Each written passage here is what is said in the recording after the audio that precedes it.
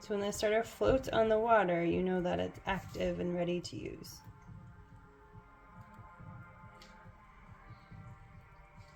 I've also used starter that doesn't float and it's still worked. I like to mix the starter in the water.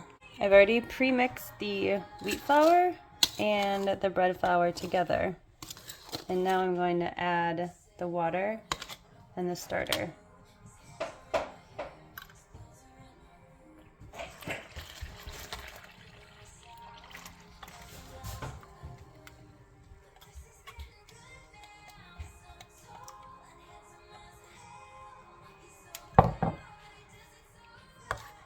For this first mix, you just want to kind of combine everything, and it combines into kind of a shaggy mess.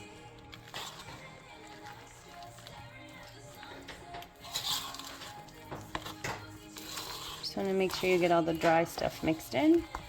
And then after this mix, we're going to put a cover on it. You can use saran wrap, or if you have a bowl with a cover, that's good. You want to make sure you have a bowl that's about twice as big as this shaggy mess of dough.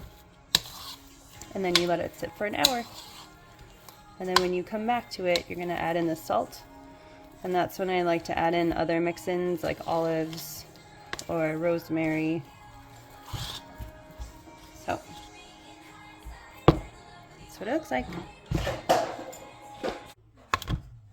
So this is what the dough looks like after it's sat for about an hour.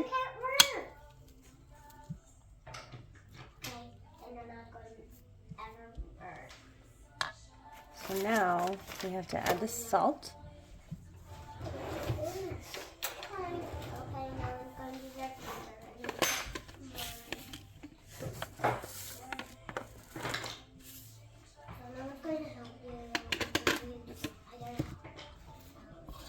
So I like to try to keep it as least messy as possible.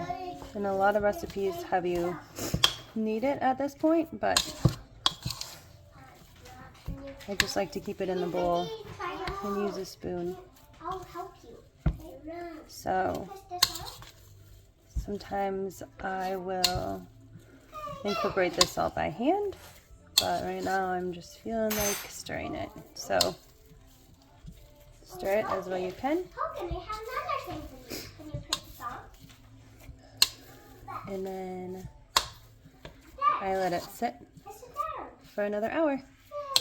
I try to scrape the stuff down from the sides of the bowl. And this would be the time that I would add in ingredients if you didn't do it the first time. So I try to get it back into one nice solid form. And then I put all the creases and folds down at the bottom. So it's a nice round ball on top. There we go. And then I let it sit for another hour. So this is after I added the salt, so the second rise. And if you see, it's hard to focus, but you can see some water pooling around the edges. Maybe you can't see it, but it's there. Anyways, so that's how I know that the salt isn't totally mixed in. So this is what I do instead of kneading it every hour. I just kind of scoop up the outside and fold it in.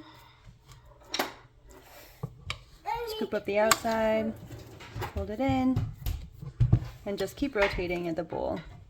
And just keep kind of stretching it a little bit, because I think that's what helps with the gluten formation. And just folding it. And I go around the bowl a couple times. And you can see that as you move the dough more and stretch it more, it gets tighter and harder to stretch. And that's helping the gluten formation.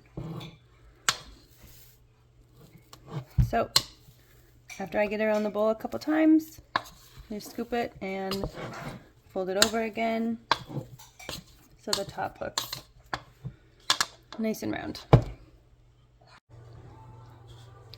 So I forgot to start the video before I started kneading it again. But it looked pretty similar to last time. A little bit bigger than after I kneaded it before. And once again, just working around the edges, stretching them kind of as much as I can with the spoon and pushing them down into the center. Go around a couple times.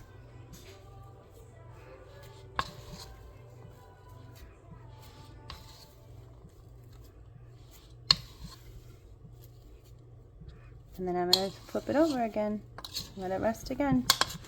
And ideally you want to knead it around 3 times. I'm not quite sure what happens if you knead it more or less, but I like to knead it at least 3 times. And then I cover it again and let it sit. This is what the dough looks like after you forget about it overnight and leave it on the counter. And it's 1:20 in the afternoon, so it's probably been rising for about 12 hours out of the fridge. So now I'm gonna get all the air bubbles out, and I'm currently preheating the oven. And I've never forgotten about a dough this long, so this is just going to be another experiment to see how the bread turns out.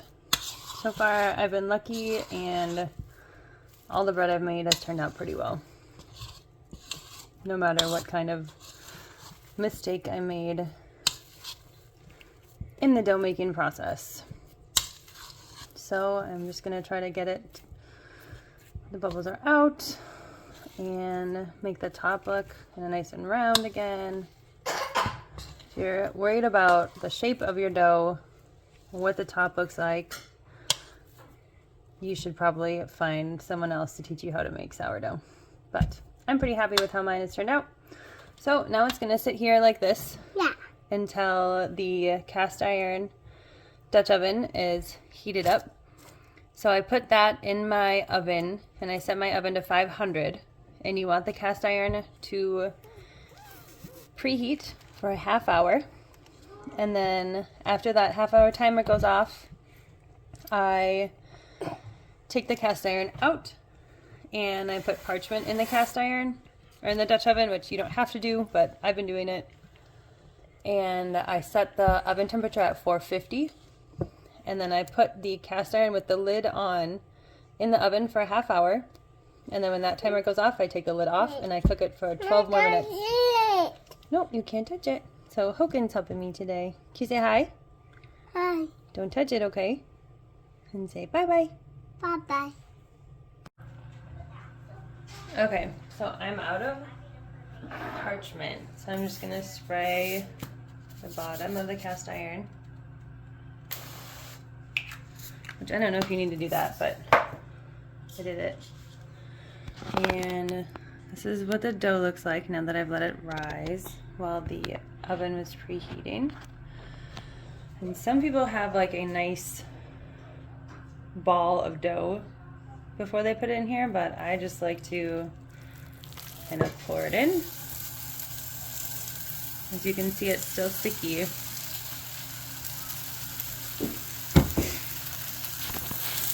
So that's what it looks like. With the parchment, it will spread out maybe a little bit nicer, but we'll see what this looks like when it's done.